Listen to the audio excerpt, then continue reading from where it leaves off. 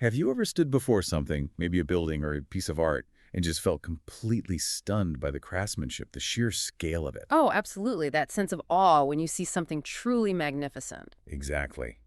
Well, today we're going to journey back and explore the creation of one such marvel, Solomon's Temple in Jerusalem.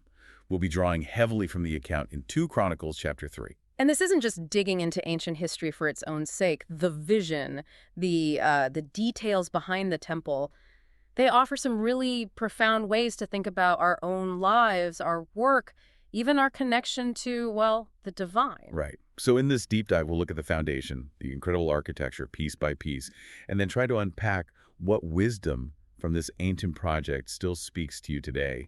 Hopefully it can deepen understanding and maybe even strengthen faith.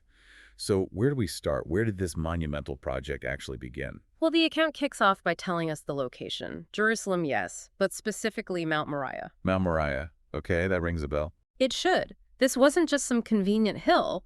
It's identified as the place where the Lord had appeared to David, Solomon's father.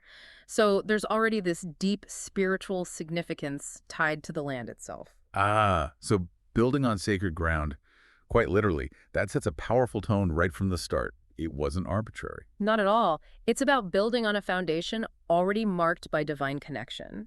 It adds immense weight. And do we know when they broke ground? We do. The text is quite specific. The second month of the 4th year of Solomon's reign. It's a detail that, grounds this huge spiritual project in real historical time. Okay, so a significant place, a specific time. Now let's try and picture this structure.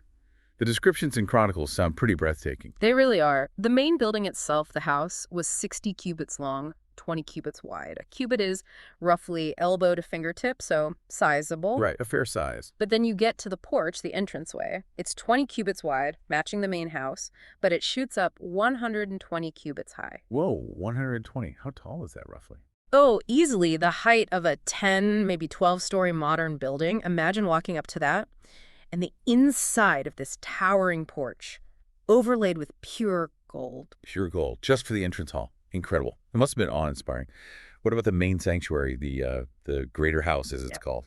Just as elaborate. It had a ceiling made of fir wood, but then that whole ceiling was overlaid with fine gold. More gold. Everywhere. And not just flat gold. It was adorned with carvings, palm trees, and chains are mentioned, plus precious stones for beauty. The text even specifies the gold was from Parvime, suggesting, top quality. So intricate designs, precious materials. Exactly. Beams, posts, the walls, the doors, all covered in gold. And cherubim carved onto the walls, too. The attention to detail, the sheer expense. Yeah, It's almost hard to wrap our heads around. It really speaks to offering something exceptional, doesn't it? it absolutely does. And then you go deeper into the most holy house. The Holy of Holies. What was that space like? Dimensionally, it was a perfect cube. 20 cubits long, 20 cubits wide, and presumably 20 high. And the gold overlay in there, 600 talents of fine gold. 600 talents. That's a staggering amount of gold. It is. Even the nails used were made of gold, weighing 50 shekels. And the upper chambers connected to it were also overlaid with gold.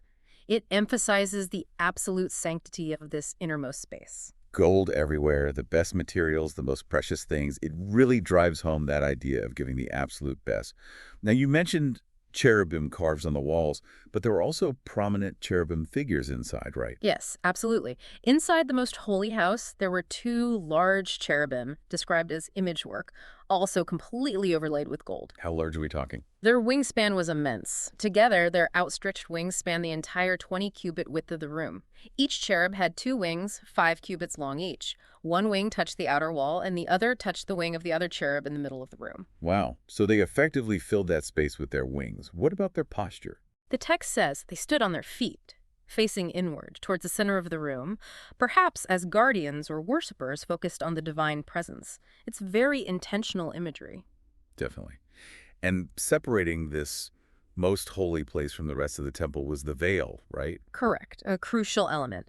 And it wasn't plain. It was made of beautiful symbolic fabrics, blue, purple, crimson, and fine linen. Rich colors. Very symbolic. And consistent with the rest of the design, it was intricately embroidered with cherubim, tying it all together. So the interior is just unbelievably ornate. What about the approach, the outside? I remember reading about 2 large pillars. Yes, standing before the house itself were two enormous pillars, 35 cubits high, that's incredibly tall, plus a capital on top of each that was another 5 cubits high. Huge, just freestanding pillars. That's how it reads. And they weren't plain columns either. They were decorated with chains, similar to the description inside, and these chains held depictions of 100 pomegranates. Pomegranates. Interesting detail. It is, and they even had names. The pillar on the right was called Jechin, and the one on the left was Boaz. Jechin and Boaz. Naming them gives them significance, though the meaning isn't spelled out right here in this chapter. Okay, so we have this stunning structure built with immense care, incredible cost on sacred ground. How can you, listening, connect this ancient story to life today? What's the takeaway? Well, let's start with the foundation, Mount Moriah. Building on ground already known for God's presence. For us, that speaks volumes about building our lives, our projects, maybe even our families, on a foundation that truly matters, enduring values, spiritual principles, things that ground us. Building on your own sacred ground, so to speak. Thinking about what really underpins your life. That's powerful. What else? The incredible detail, the precise measurements, the quality, the artistry. It suggests that how we do things matters, especially when it's work we consider sacred or deeply important. Bringing intention, care, striving for excellence, that honors the purpose, doesn't it? It really does. It's about intentionality in our work, our relationships, whatever we pour ourselves into. Paying attention to the details because the work itself has value. And all that beauty, the gold, the carvings. It wasn't just showing off, it was presented as an offering, a way to glorify God through beauty.